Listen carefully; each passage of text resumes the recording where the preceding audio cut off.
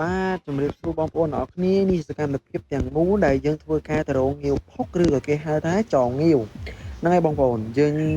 ចង់ដឹងថាគេរកបែបម៉េចវានៅបែបម៉េចបងប្អូនចាំជួយ Subscribe Channel ខ្ញុំម្នាក់មួយផងដើម្បីខ្ញុំធ្វើវីដេអូថ្មីជូនបងប្អូនទាំងអស់គ្នាមើលទៀតសម្រាប់ងាវផុកនេះវានៅប្រភេទវានៅដីផុកណាបងប្អូននៅតាមដីព្រែកហើយចងនេះវានៅទាំងទឹកសាបទឹកប្រៃបងប្អូនតែរសជាតិវាទឹកប្រៃអត់សូវឆ្ងាញ់ដូចទឹកសាបទេហើយបងប្អូនកន្លែងខ្លះខ្ញុំបញ្ចូលសំឡេងកន្លែងខ្លះខ្ញុំឲ្យស្ដាប់សំឡេងស៊ីមទៅណាបងប្អូនហើយរបៀបវានៅមិនអីមិនបងប្អូនមើលក្នុងវីដេអូហ្នឹងទៅអរគុណច្រើនបងប្អូនមកកន្លែងហ្នឹង4បណ្ដោយនេះអានេះមួយអានេះឃើញអានេះមួយទៀតពីរហើយនេះមកទៀតនេះឃើញអត់មកទឹមគ្នាអញ្ចឹងហើយសួយនៅមានទៀតខ្ញុំអត់បានរោទេមិនថាឈប់ឲ្យយកទូរស័ព្ទទុកចោលណោះឥឡូវឃើញវាតំណងពេកតែយកមកថតឲ្យបងប្អូនមើលទៀតដើម្បីបានវីដេអូហើយឈាមដៃអត់ណាអូជួបកន្លែងនេះបាន4បណ្ដោយ4 5ហើយនៅបងប្អូនកន្លែងខ្លះទៅក៏វាស្រួលរកន្លែងខ្លះទៅក៏វានៅក្នុងញៀតដែលយើងចម្រុកចូលក្នុងត្រចៀកក្រាញ់ក្នុងបន្លែអញ្ចឹងបងប្អូនបានវាមានពេលខ្លះទៅអានៅក្រៅកន្លែងស្រួលហ្នឹងគេរកអស់អញ្ចឹងបងប្អូនការរកវាមានកន្លែងស្រួលគឺក៏មានកន្លែងពិបាកដូចគ្នាបងប្អូនដូចនេះអីវ៉ាន់ឃើញបងប្អូនខ្ញុំឈ្មោលមករកឃើញវានៅកណ្ដាលវាអញ្ចឹងទៅតែមុននៅកណ្ដាលវាយើងសម្រុកក្នុងសម្លាអញ្ចឹងទៅណាបងប្អូនហើយបើសិនជាវានៅកណ្ដាលវាចេះអត់មានសម្លាអត់មានបន្លាអីអាចនឹងផាននិភ័យគេរស់មុនយើងបានហើយណាបងប្អូន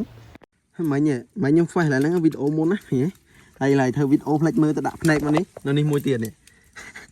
អញ្ចឹងមិនថានេះគូពីរបន្ទឹមគ្នាបណ្ដោយហើយសម្រាប់ងាវនេះបងប្អូនពេលខ្លះវានៅទាំងគូបងប្អូនមកកន្លែងទៅឡោះវានៅ4នៅ5អញ្ចឹងទៅណាបងប្អូនកន្លែងខ្លះទៀតក៏វានៅតែឯងវាអញ្ចឹងទៅវាទីងទៅបងប្អូនអាសត្វនេះពេលខ្លះវានៅទាំងគូនៅជាក្រុមវាអញ្ចឹងបងជាប់គ្នានឹងយើងគុណមើលទៅនៅមួយកន្លែង4 5មួយផ្លែ4 5បណ្ដោយហើយមិនមែនចេះថាបងប្អូនមើលតែក្នុងវីដេអូខ្ញុំធ្វើបងប្អូនមើលទៅហើយការរបស់វាដូចខ្ញុំនិយាយអញ្ចឹងកន្លែងខ្លះស្រួលទៅកន្លែងខ្លះទៅពិបាកអញ្ចឹងបងប្អូនហើយតម្រាំវាបានមួយទៅវាពិបាកដែរហើយតែកណ្ដាលរសជាតិវាគឺឆ្ងាញ់បងប្អូនអើយអ្នកធ្លាប់ហូបវាដឹងហើយថារសជាតិវាមិនតែកណ្ដាលការវិរោរបស់វាតែយើងសម្រុកក្នុងសាលាក្នុងអីចឹងទៅហើយមានផុកមានអីចឹងណាតើអ្នកប្រៃដូចខ្ញុំអីបានយកអារម្មណ៍ណាហើយបងប្អូនមិនមែនថាវាសុទ្ធតែបន្លាចឹងទៅអស់នៅខាងចុះក៏វាមានរបៀបអត់ទូលរោបានដែរឆ្លាស់ហើយតែថាខ្ញុំអត់ទៅនៅដុំមកហ្នឹងវារៀងទូចអត់ធំទេអញ្ចឹងមិនមានទេថាតែសុទ្ធតែឲ្យយើងរត់បានហ្នឹងនេះទៀត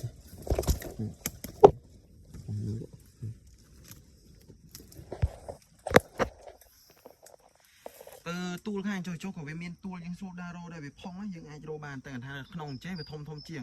គេអត់ចូលមករោដល់អញ្ចឹងយើងរោមកគឺឃើញធំមួយដល់មួយបណ្ដោយហើយនេះបងប្អូននេះវានៅអញ្ចឹងហើយមិនមែនយើងចាប់ឡើងណាបងប្អូនមិនចាស់តាណាបងប្អូនមើលសកម្មភាពវានៅអញ្ចឹងតែខ្លះទៅវានៅមាត់ឲ្យយើងស្រួលរោខ្លះទៅគឺនៅបិទយើងមើលចង់ឃើញទេអានេះមិនមែនថារឿងយកមកដាក់ណាបងប្អូនមើលនេះមើលសកម្មភាពនេះមិនចាស់ថាហើយដាក់វាមកហ្វេះវាមកបាញ់ទឹកជ្រូចហ្នឹងងាវគេរបៀបគេរងងាវណាខ្លះធ្លាប់តែញ៉ាំតែដឹងថាងាវវានៅមិនគេរងមិនហើយបងប្អូននេះវានៅតាមចឹងយើងញៀតចឹងយើងចូលចរកមើលហ្នឹងទៅឃើញអូខេបងប្អូនបាយនេះបងប្អូនមួយទៀតទេឃើញវាម្បាក់រោដែរអាខ្លះចឹងម្បាក់រោហ្មងឃើញអត់ម្នាក់អត់ចេះរោអត់ដឹងមើលវានៅឡើងដូចនេះយើងចាប់វាដាក់ចឹងយើងមើលឃើញទេចឹងអ្នកចេះរោមិនរោឃើញអត់ចេះរោអត់ឃើញណាបងប្អូន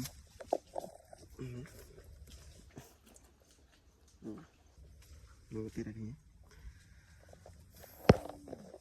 ហើយនេះបងប្អូនមកកន្លែងយើងបានប៉ុណ្ណឹងបងប្អូនប្រហែលជាកន្លះម៉ោងតែខ្ញុំចូលមកកន្លែងហ្នឹងបានប្រហែលជា5គីឡូហើយមកខ្នាតបងប្អូនហ្នឹងគឺសតធំហើយវាយើងដាក់អាំងមកមើលខ្ជិតណា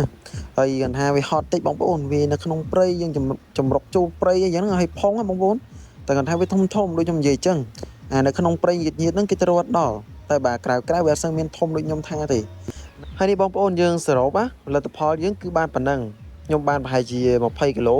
ម៉ាក់ខ្ញុំបានប្រហែលជា5 6គីឡូឯតែអត់សូវធំបងខ្ញុំបានច្រើនហើយសតធំដូចគ្នាអញ្ចឹងបងប្អូនអញ្ចឹងវាសរុបទាំងអស់ទៅវាចូលចិត្ត50គីឡូឯដែរណាបងប្អូនអញ្ចឹងឲ្យយើងធ្វើការទៅផ្ទះវិញយើងឈប់រើសហើយ